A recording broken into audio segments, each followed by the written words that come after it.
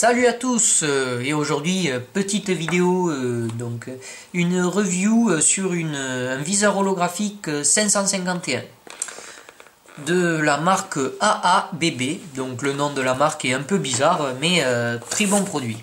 Donc on va tout simplement procéder à l'unboxing, même si j'ai déjà triché, je l'ai déjà ouvert.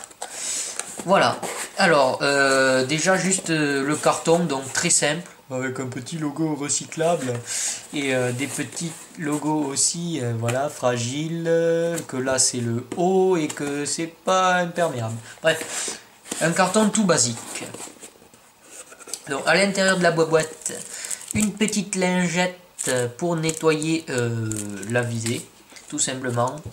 Après une notice en anglais, donc même moi qui ai un niveau très pourri en anglais, c'est tout à fait compréhensible.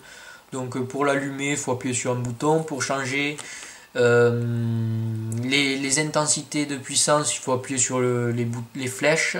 Voilà, pour l'éteindre, il faut appuyer sur les deux flèches en même temps. Pour changer en rouge en vert le viseur, il faut appuyer sur NV, le bouton du milieu. Et au bout de 2 heures, le viseur s'éteint automatiquement pour préserver les piles. En parlant de piles, je précise que les piles ne sont pas fournies avec. Donc vous voyez que cet emballage est quand même très sécurisant, donc avec une bonne plaque de mousse de 1 cm. Donc ça c'est super, on va pouvoir bricoler avec. Tout se récupère. Et donc voici le viseur qui est vendu dans un petit sac plastique que j'ai enlevé parce que c'est tout moche. Voilà. Et donc très bon emballage, mais il y a l'emplacement des piles, mais elles ne sont pas fournies. Donc il fonctionne avec 4 piles LR44. Donc c'est des petites piles qu'on trouve facilement dans le commerce.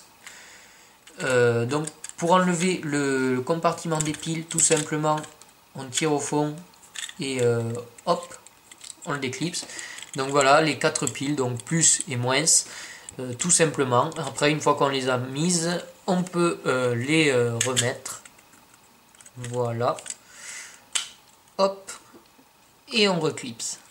Tout simple, rapide à installer, et voilà.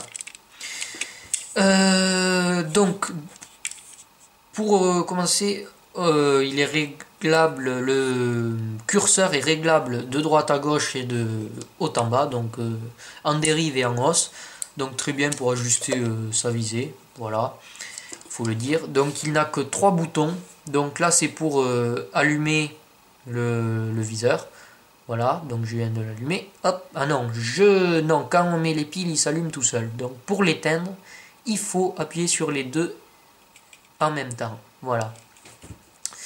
Donc après pour le rallumer, hop, on appuie sur un bouton, le bouton du milieu green ou red, voilà, et après on peut augmenter les intensités ou les diminuer, il faut appuyer un peu fort, voilà, ah, voilà, là ça se voit mieux, hop, vous voyez, donc il y a 5 niveaux d'intensité je crois, mais ils sont pas trop...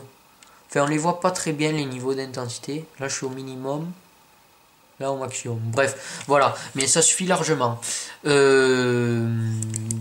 il est très bien fait. Voilà. Donc, la vitre est vraiment impeccable. Rien à redire. Joli produit.